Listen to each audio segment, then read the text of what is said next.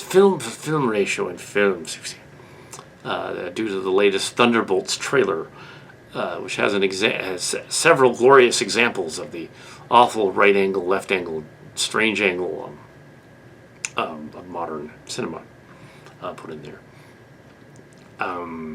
Mark's cards, and I didn't discuss, but I found out this morning there are specific reasons for that. Brief history of film is a weird thing to. I want to make this brief, but not too long. So you have, because we're in the middle of this thing, I want to take a break, and so you have, yeah. On television, it used to be 4:3 aspect ratio, and now it's a 6:9 or 16:9, depending on if it's a widescreen. And television is filmed a lot differently than movies. Movies are filmed in the cinematic aspect ratio.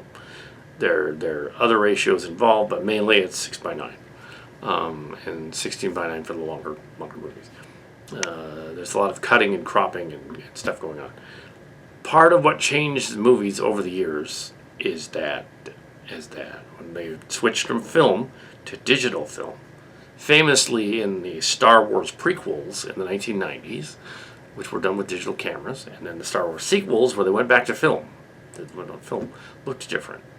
They did digital processing, but there was film. Indiana Jones and sequels, kind of using film as well, and some digital processing as well. You have the Marvel TV shows and the Star Trek TV shows, the modern Star Trek shows, the same way. They're very similar. They're shot very similar. They do many of them on a green screen wraparound thing. So they do Marvel TV shows and movies. Big green screen. They put all the effects in. So they've got like a New York street scene from like the Avengers, and all it is like some sets and stuff built up next to them. And the heroes are standing in the middle of this city street with it's going to be put in later, and they're like da da da da da da. You've probably seen clips from that, and also from Winter Soldier and some of the other ones, and the newer ones. And yeah, the movies looked blanched out too later on. A lot of the DC movies were very dark looking, just like visually dark looking. Not that they were dark, they were moody, but they were too. But visually dark looking, like bland or washed out. Even the new Fantastic Four trailers are the new one, washed out looking, weirdly not. The depth of field is going on. Mark's Cards is under the impression that it's completely a cinematic choice, and that they've decided, okay, we're using digital film now, and this is how to do it. This is how we do it, and this is how we learned it. Whereas I think the Calicat thinks somewhere in the middle. Sometimes they are being sloppy. Sometimes they are being like, okay, we just want to get through the 30th Marvel movie, or the 15th Star Wars show, and we want to get through it. So we're just going to shoot it really quick and not worry about it. And in post, they can just fix everything. And that's probably why there's a lot of you always hear about reshoots all over Marvel movies and Star Wars movies, but mainly Marvel. And DC movies with the old DCEU. Not so much with the newer one. The James Gunn Superman does look like he brought back depth of field and stuff. I think it depends on it depends on a number of factors. I think you have, and I'm not a cinematography expert or nothing. I just do fan films, small scale for television, for YouTube, 6:9 on YouTube. With digital cameras. These are digital XD cameras. And it's weird that, and they're not super expensive. They're like, $300 each, I think, something like that, back in the day. So yeah, they're not expensive. But Hollywood shouldn't make a movie that looks like it was shot on one of these. It should look like it's shot on a $2,000 like upgrade version of it, a film movie camera. It shouldn't look like it's shot on digital video. Now when we shot. The Brown Video Productions was all on video, on little cassettes. They looked like Betamax cassettes. They were loaded into an old JVC video camera back in the 80s. And up to the 2000s, up to the late, they were up to 2004, 2005, we were still using them. And then we started with digital processing and a little bit of mini DVs and stuff like that. But for trans tech and Transtech 2, we went to digital video and had to learn that the curve, the learning curve was different. For Transtech, the first one, it was 4:3 aspect ratio, like the Brown videos were, and it was upgraded from the other ones, but it was still 4:3, and it was funky. You couldn't crop it and blow it up. A lot of these movies are cropping it and blowing it up. They're recording it like a television show, and they're blowing it up. And that's why they're ending up with a guy off to the right and a guy off to the left, because they've literally pan-cropped it. In post, they're really sloppy. It is just sloppy. It's not a cinematic. I get, okay, they want to make it look mysterious that they got a guy in the foreground and the background. But it's sloppy. It just looks sloppy. Even if they're not trying to be sloppy, it looks sloppy. Why do you want to shoot your movie like it's a TV show? Don't do that. Strange New Worlds at times has good cinematic background and lighting. Mostly in the corridors because they're painted an off-white color so they can be seen. But it was infamous in apparently the Game of Thrones show. It was infamous for battle scenes filmed at night, so that they wouldn't have to show day for night, I guess. Cover up stuff. Wonder Woman 84, classic example of really bad fight scene at the end where they were in the dark because they had other scenes in there. Car chase scene is very similar to the car chase scene in Thunderbolts, at least in the trailer. And the trailer is made for television, so if you're watching the television trailer, it's going to look different than the movie. But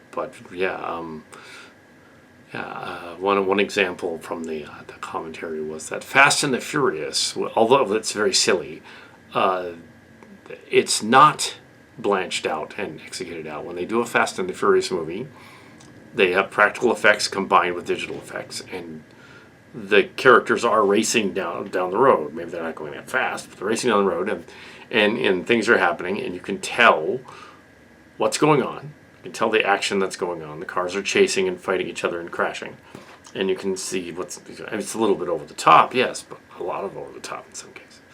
But yeah, you can tell there are some practical effects there, and it looks like there's practical effects there, whereas in combination with the others, and the Mission Impossible movies to an extent, but those are more frenetic.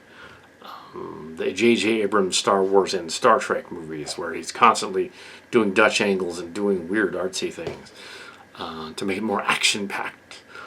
Section 31 with its really, really bad, blurry spaceship race thing at the end. You'd think they did screw that up, because you'd think that they would have in post would have said, oh, why don't we redo this and make it actually look good? Because it would probably cost more to fix it in post than it would to just reshoot the fight scene, the ships. Just do that over. Yeah, because back in the day they would have just done it over. They would have just said, oh, we're gonna, a third of this, the original, a third of the Flash movie didn't work. They'll just reshoot it. That was the current one. A third of Shazam didn't work. Reshoot it. But then the other Shazam movie, there were other problems. So you have this weird. So if it is a cinematic choice, it's an ugly one. It doesn't work. And if it's just our generation, it's not entirely it. You need to have things in frame correctly, even on a show. Now the classic example is the Star Wars prequels, where they got a guy here and a guy right over here, a guy over here, a guy over here. That's what they do all the time now. They copied the Star Wars prequels. Soap opera angle. Guy in the front, person in the side. Except if you have a guy in the front and he's all the way so far to the right or the left that part of his head is cut off and he's in an extreme close-up. Like this is a close-up. That looks terrible. Don't do that. It's interesting that I watched a Red Letter Media Halloween episode last night. And for TV, it's YouTube, right? The 2023 one. And all of their framing works. Red Letter Media knows how to frame a shot because they watch a lot of movies. They know how to frame a shot. They say, "What are we going to have? Rich and Jay or Mike in the shot, and one of them's the guest comes in and he's in the shot. They back off and the three of them are in the shot. They go back in and the three of them are back in the shot. And then, or if they're talking back and forth and one of them walks out, we have the pan of the other guy kind of walking out for a minute there and then back to the guy. Yeah, they know what they're doing. They know what they're doing. I'd like to think my fan films, I know what I'm doing after. Since years. I was one of the main photographer director guys on the, of course, Brown Video Productions, because I was never actually in them because I was filming them. A lot of them started off really, really sketchy. The infamous 1990 excited car thing was an example of how not to film something. But yes, better by the mid 90s, I was pretty good at that. The trans tech stuff, still a little off, even with video cameras. But yeah, I never did study film. Mark Scars was the film major. I was the journalism and English major and script writing guy and stuff like that. But I also had to study film because I wanted to film my own stuff. I want to do it right. So we learned by doing, and even in the early 90s with Star Crackers, we were kids. We didn't know what we were doing. In our late 18s, early 20s. We had no idea how to film anything. Mark Scars was always on the artsy side and wanted to film the floor and pan up to the guy. Or film the drink and then pack back to the guy. But not film any of the errors unless they were funny. There weren't so many errors, and there were bloopers, but we didn't collect them for this new one, because they weren't that funny. So we're not gonna air the bloopers. There's nothing worthy there. But you don't want your bloopers to be in your movie. Yeah. The Santa Claus bit in the Thunderbolts trailer, TV spot. There's two blurry characters on the screen and you can't see them. This is in a theatrical cinematic movie. Don't do that. Why are they doing that? And it's not everybody. Some people film like that. James Gunn, for instance, films a movie like a comic book, and it looks like Joss Whedon, even though he's a weirdo. He filmed cinematically, like it was in a movie. The film. He had a lot of jerky cam stuff, though. Joss was into the jerky cam stuff a little bit, especially with Serenity. Yeah, and Buffy. Had a lot of jerky cam stuff, but it kind of worked. Now there's the other extreme where a lot of those Weinstein, also creepy movies. Good Will Hunting was filmed like a cinematic soap in a soap opera kind of, and that was kind of dull in places because it was too static. That wasn't an action movie. And I think parts of Wonder Woman 84 suffered from trying to be serious when it was an action movie. And the Eternals really suffered from that. It's not good. Good movie. It's a bad script as well. And when the scriptwriter strike happened about over a year ago, they were kind of stuck with, oh no, what do we do? Well, I've been a lot of bad movies since then. They still didn't hire us. But yes, cinematography is changed because of digital film video. So after the advent of the digital processing cameras and stuff, I think, So there was like early SD video. We started early SD card video as of, I believe, Space Bridge and the Shadow Children had the early SD stuff, like the earlier Panasonic version of this. I think this is a Canon Vixia. So it was early Canons. We had Panasonic just Canon. We never went to Sony. I think we briefly had a Sony MIDI DV, and that was it. It died. So it was Canon. So this is a 700, and the other one's an 800. 600 died. The 600 died in 2015. So yeah, it would have been the 400. The Canon Vixia 400. It would have been the one before that. That would have been that. So yeah, for those movies, and then on to the other ones. All Transformers Mush was these cameras. All of that since 2012 2019, 2020, 2021. Well, about half of 2019 was the 400. And then it was upgraded. Like half of it was the earlier like 200 or 300, and then it was updated to 400, and it was higher def. So you'll notice that on Starship Chimera, the last third is really, really sharp, but the first third is kind of a little off, a little shot on video kind of thing going on. A little bit. It's not bad. It works. We didn't reshoot it. Well, that's because we almost lost that footage in 40 minutes ago. Twice. And Mom had a copy of it. Well, what happened is I gave Mom a copy of it and on her computer, and then we lost the other one. And we're all, there's another version of it. I made a backup, put it on the laptop. There it was. I'll make a copy of the laptop. Since then, I've made a backup of the laptop.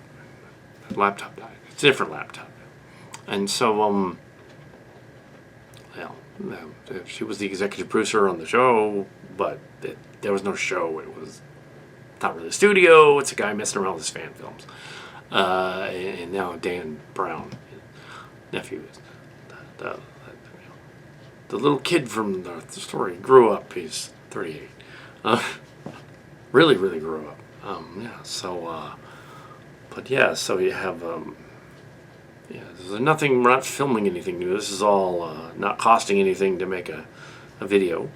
We don't make any money on any of our fan film videos. So we can totally talk about how film goes together because of the egregious and strange filming techniques of the modern era. Because we're not in anybody's pocket. They're not in our pocket. Yeah, I was like, yeah. If anything, it would be Paramount and Disney would be the two main ones. but yeah,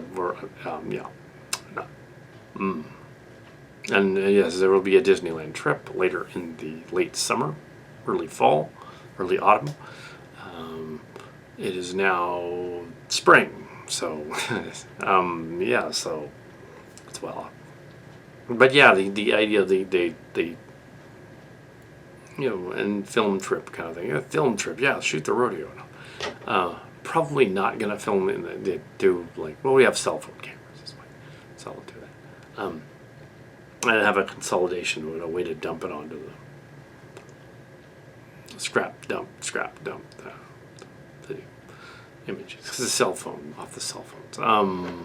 Something like that. We'll figure it out. I don't want to bring these two cameras to the park. Anyway, so we have, we also use an earlier version of Photoshop from 2015. It's 10 years old. The newer ones weren't very good. It's weird. I think it's weird in these new digital movies. Because if your movie on the screen looks like it was shot on video with one of these instead of shot with a good high-def camera, there's a problem with your movie. It doesn't work. And the people that made the Minecraft movie, for instance, even though Mike and Jay and Rich walked out, I saw the whole thing. They shot that movie very well. It was shot very well. They didn't have any glaring problems with the cinematography. It looked cinematic. It worked. It was cheesy, but it worked. The James Bond movies do a good job of that. So I guess you're looking at the cinematic version versus the TV version. I bet the DPs and the producer and directors on those are like that. They complained about Star Trek Picard Season 3. They said that Season 3 was too dark. Terry Metalis was asked directly about this. Why is Season 3 so dark? And we can barely see the characters on our TV monitors and TVs. And the lighting is different. Back in TNG Deep Space Nine days, when he was doing on the show, they would use these hot lamps. And everybody would be in these hot lamps, and the lamps would reflect on the walls if anything was shiny and ruin things, which Red Letter Media pointed out in the hilarious behind the scenes of Next Generation. But yes, they would use hot lights. That's another factor with digital video. Early digital video was not good at filming in the dark. Newer digital high-def video is good at filming in the dark, so they don't need as much lighting. These cameras are okay in the dark. They're not great. That's why with these cameras, unlike the one used to make the Mousetrap project in 1999, that one was that Sony DV, I think. That movie was the 4:3 aspect ratio as well, and it was a Sony Mini DV. Yeah, we used a Mini DV on that one. It was new back then, digital processing, and a Panasonic. I think those were two cameras. Sony Mini DV and a Panasonic were on that before Transtech. Then the Mini DV died during Transtech, and we had to use the Panasonic for the rest of that. And the Panasonic used the little mini tapes. Yeah, little mini tapes. Panasonic mini tapes. But it had digital processing to an extent. And so, yeah, we noticed that was able to do fairly good night vision if the night vision light was on it, turned on, shining in the dark. So you could see the night vision light. And during that, we had everyone else was doing the Blair Witch. In 1999, everybody was doing the Blair Witch. There was at least 2 other film crews doing it the same night. That's nuts. That's funny. Because they realized how cheap the Blair Witch Project looked, and they figured they could do their own. Yeah, and I imitated exactly that famous scene. I lost the map, and it was better than their version. That movie was a mess. And they made it look like it started the whole trend. So yeah, there's the shot on video found footage thing where they deliberately make it look bad. That's fine. I guess that's a version of technique. Yeah, but now with the HD stuff and 4K stuff, you can really see the thing. Even though 4K is 2190 by, it's not really. Yeah, it's 2K. 8K is 4K. It's 2K. But yes, as this program will tell you. Yeah, so but they think it sounds better. Anyway, so, 1080 is 720 one angle, but 1080 the other way goes up to 1080. Yeah, so, and then there's if it's 6:9 for TV. A lot of YouTube videos are for TV, so fine. So you have, this is not an expert thing. This is merely what I found out in over 40, about 40 years of filming stuff with cameras. Yeah, just from experience. So that's what I found out from experience. That's what's going on.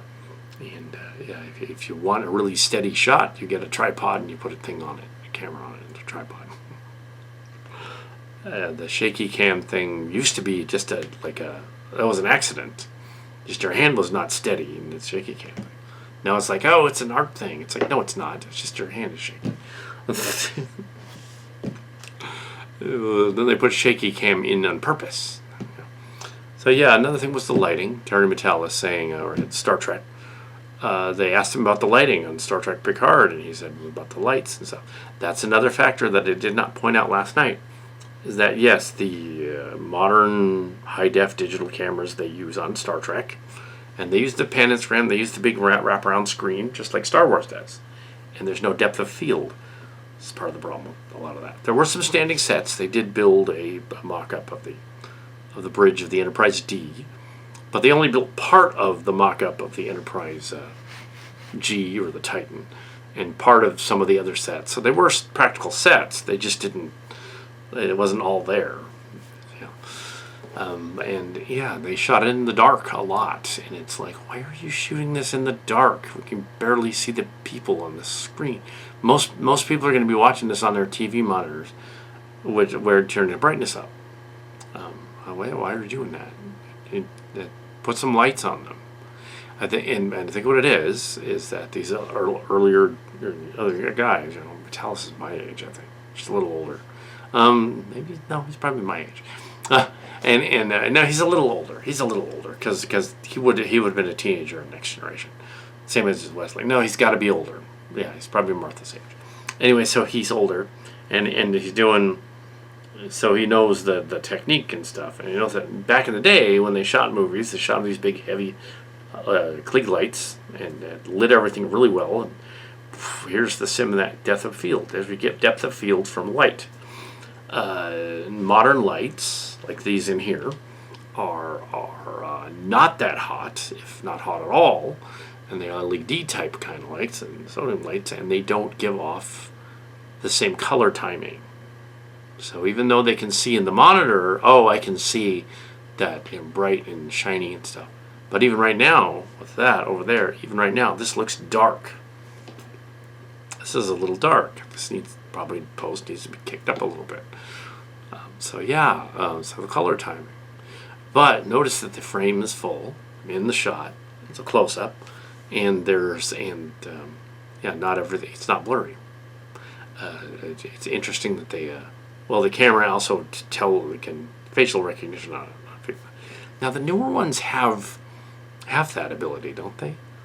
And when you see some of this making of stuff, you often see the director standing by some monitors while filming a shot, going, "Okay, print, that scene's good," and he's not looking into the monitor. There was a shot of on the set of, what was it, Black Panther, I think, and a shot on Winter Soldier and Civil War, another one, and they were on the set, and then the Captain America Civil War, and the guy's just saying, "Oh, print the scene and cut it." It's not even looking into the screen. Guess he knew what he was. The Russo brothers knew what they were doing. Was the Russo brothers? I think it was. Yeah. Although apparently, and then James Gunn was kind of doing that too. But he knows what he kind of. Yeah, he's more cinematic. Also, Bryce Dallas Howard, Ron Howard's daughter, is really good at directing. Just happens to be not just nepotism, good at directing movies. But yes, but yeah, in trailers, you can forgive trailers because they often will erase things from it digitally, not give away stuff, or leave stuff in. That's not really. And it'll be playing on TV, so you can forgive the trailer.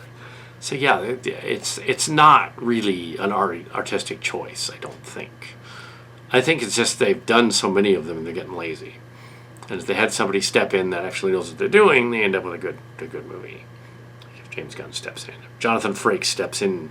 Yeah, there's a significant difference. If Jonathan Frakes steps into a Star Trek Discovery episode and says, "I'm directing this episode," that episode is suddenly well shot and it works, and they're all in there where they're supposed to be.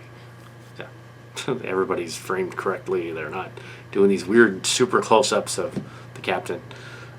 Strange New Worlds benefits from having its sets already well lit. Discovery, not as much. It's always dark on that darn bridge. And in Section 31 has a lot of issues, but it is a Discovery movie, so it's a Discovery movie. It has a lot of other issues. That final battle scene, like, yeah, you guys cropped the hell out of that because you didn't do it right. You wanted to make it look more exciting, but zooming in, zip, zip, zip, zip, zip. Don't do that. There's such a thing as too much distraction is a distraction. Too much visual candy is a distraction.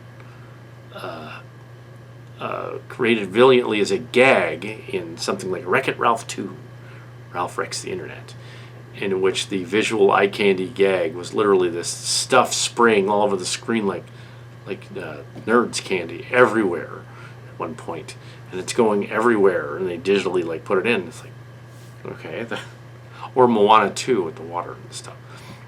So they do that. That's not what they mean. But you have the zipping spaceship scene, and you have it going along. And if it looked like crap when the ship was going along, they gotta zoom in and focus every other frame to make it look like it. Just reshoot it.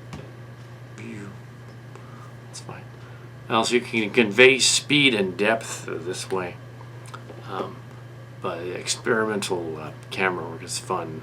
Top Gun 2, the Maverick, has the infamous, let's put cameras inside the planes so you can see the guy in the plane.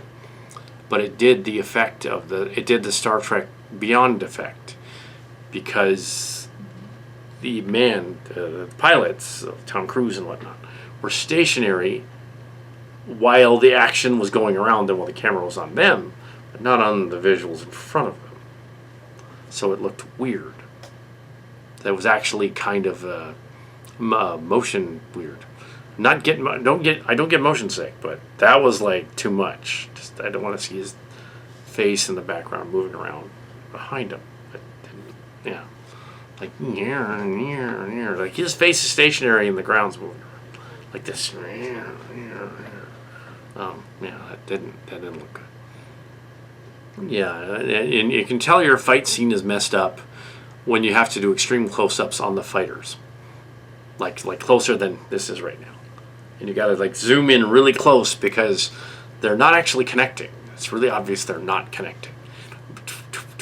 That really odd fight scene in Section 31, even though she's and Michelle Yeoh is a Taekwondo or Kung Fu person back in the day. She should know. Okay, let's reshoot this so it actually looks good.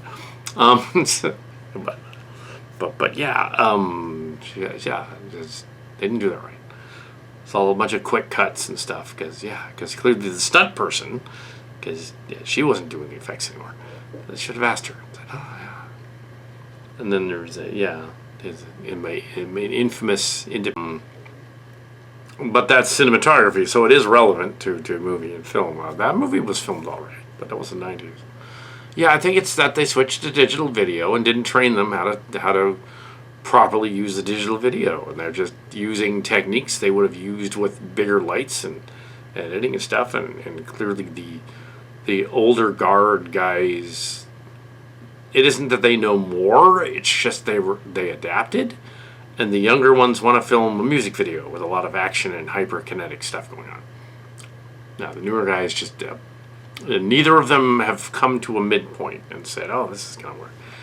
Unless you get something like this first season of The Mandalorian, where clearly they had a midpoint, and Filoni and them were like, okay, we want to make this visually interesting. And even the second season, to some extent, had some fun stuff.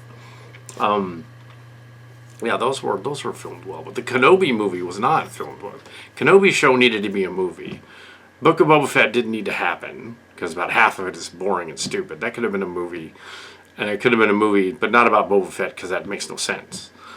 The sand vagina ate him, and he's dead. But yeah, and then only to like peter out near the end. But we've been over that. Yeah. I didn't see The Acolyte, but I've heard enough about it that it seems that it's just kind of dreary and dark again. Yeah. So anyway, yeah. So. That's pretty much it. There is a spam caller coming in, and yeah. So yeah, movies. The current people training young people to be movie camera guys. This is mainly my medium is television. Well, not television, but videos, online videos. My one theater camera video class at Evergreen and San Jose State after that. I didn't pass camera class in Evergreen. At State, Mr. Cheers was the professor at State. So I took it later at State, like 15 years later, and I got an okay grade. but yes, the new cameras at that point were digital, so I didn't need to go in the dark room where I couldn't see.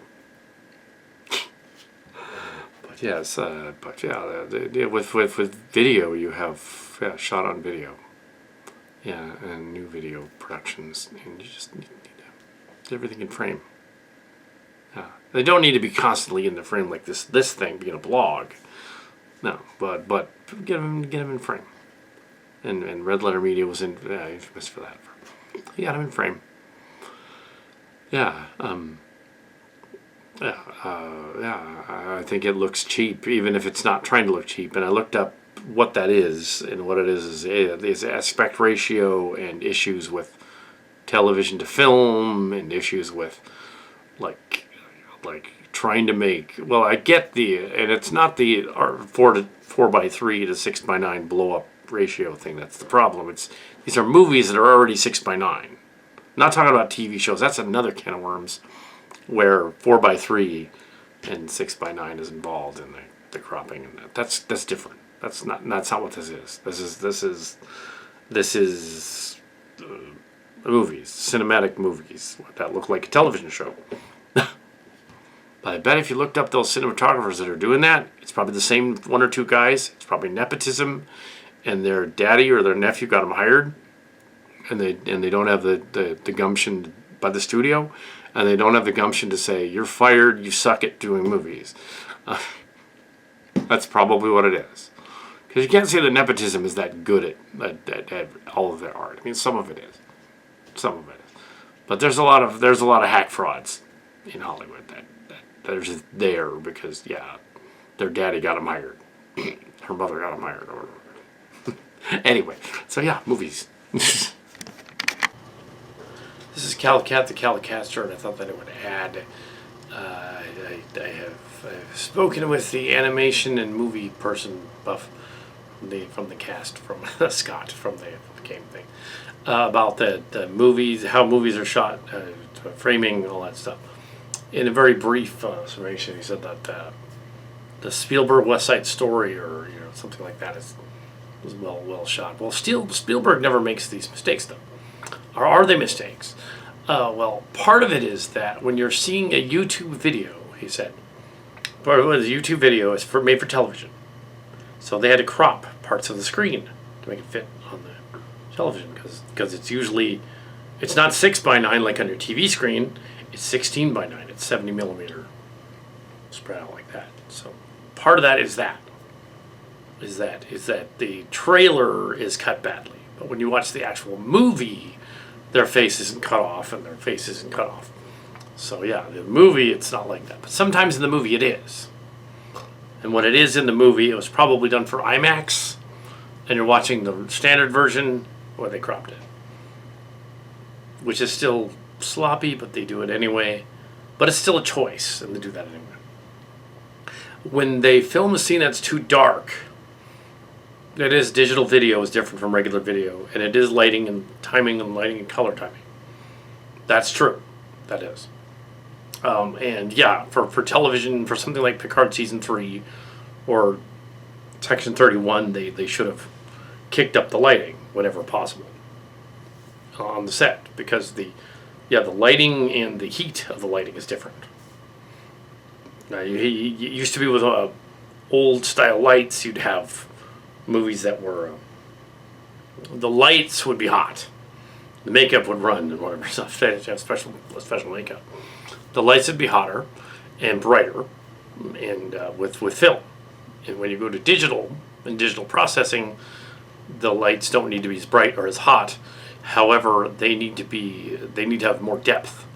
And there is the experts like Spielberg or Dallas Bryce Howard, up and coming, or Zemeckis, or the classic ones, De Niro, or those Scorsese will know. Okay, we have to light this like film, and even if it's digital video, and we have to shoot it like film. We'll use film actually instead of digital video. It's probably something about, I think was it Scorsese who was yelling complaining about comic book movies having that samey sort of look. That's what he was referring to. That they all kind of a similar aesthetic. I didn't get to mention the green screen stuff, but that probably has something to do with it. He was on his way somewhere. But that has something to do with the depth of field, that type of thing. You can have characters in 3 different shots. He pointed out a good example of the extreme close-up. There's a scene in the movie Heat. They zoom in on the guy on the phone, and they got him like really, really close up. But there it works because he's doing something that draws you into where this close-up is. He's on the phone, and something exciting is happening immediately in the frame, like this. Or in Star Trek although in Star Trek Nemesis, that the close up on Picard was weird. It was too close. But in in Star Trek First Contact, they zoom in on Picard's eye. That's on purpose. No. And I also took note that Jonathan Frakes would come in and direct episodes of Discovery, just like Dallas Bryce Howard would direct episodes of Mandalorian and some of the other shows. And those episodes would look, cinematography-wise, significantly better than the other episodes around it. So she's looking into the camera and making sure everybody's in frame and is ready to go. And yeah, so it is so we're both right and we're both wrong. So it is, to an extent, okay, it depends on the director they want to put out there. And some directors are lazier than others. Some directors are artsier than others. And if you want to see some Scott Boyd stuff, go to earlier Star Trek Online. You watch the Borg, the Wesley Crusher King Borg episode, and some of those Mirror Universe ones, and watch some of the earlier Undyne ones as well. And watch those and see some of his stuff, his background. And yeah, usually when he was doing one, they were in frame. So he didn't mess that up. Yes. So yeah. But yeah. So part of it's on purpose and part of it isn't. A movie like Morbius, yeah, they probably just rushed it. A movie like Section 31, well, they screwed up parts of it with the action scenes and stuff and the Dutch angles because they were trying to be artsy, but it didn't translate. And the chase scene, they just did not know. It didn't get to that point in the conversation, though. There was we discussed. Okay, a lot of these movies get reshot a lot, and if they just shot the scene correctly the first time, they wouldn't need to reshoot it again. Maybe it was fine the first time. It's good. Sort of like when I do an ad-lib movie where there isn't much of a story script, where there's just them ad-libbing. I don't need to reshoot the scene because the scene's fine the way it is. Or if there's a scene where the script is done particularly well, he suggested that I upgrade to 3D animation and learn how to do that. Not at my age. It's not going to happen. But we're the same age. But that's funny. But yeah, if he started out that way, that's easier for him. There are freeware programs and whatnot. Although the next upgrade of this computer system will be the next generation, whatever the new generation is, just to have it updated. Finally have all the bells and whistles. 2026, late 2025. But that's after Disneyland, whenever that is, and later on in the month. Yeah, because we need to upgrade the system. But we don't necessarily need to do 3D animation. That's not necessary. I guess Photoshop 2025 is better than 2023. 2023 was notorious, but we'll see whether get that or not. We'll see. Windows 11 is tricky though. It's on the laptop. It's weird and tricky and does different things, and it doesn't act like the platform that created this one. Windows 10, and Windows 10 is NT platform inside it. Windows NT. It's like an earlier Windows 98. It's the generations after Windows 98, but it's not 2020. It's it's something else. They like to change things and they make it more complicated. So 3D animation in CalCat movies is probably unlikely unless he wants to do it. But no, he's not going to want to do it. But practical models, practical action figures. And noticing this veer to the right, veer to the left thing. Appears to be both artistic, depending on how they use it, and sloppy if they don't know how to use it. You can tell because it will not be framed correctly. So yes, that is something that you can tell. Like the difference between that scene, the scene in Black Widow when they show the close up and her on either side, or the scene in I guess what was it? the Bad Batch. I didn't see the Bad Batch, so I don't know what the scene is. But that's a cartoon, so that's great. But yeah, a lot of movies. Yeah, and it's an entirely other thing. The dark backgrounds in the battle scenes. That is them being strange and not artsy. Saying like, okay, we have this footage from this fight scene, but it didn't turn out, so we're gonna day for night it and make it look night for day. So you can't tell. It's like, no, just reshoot the battle scene. Do it over. Yeah. I mean, how hard can it be to do it over? It's a fight scene. Just do it over. Anyway, so yeah.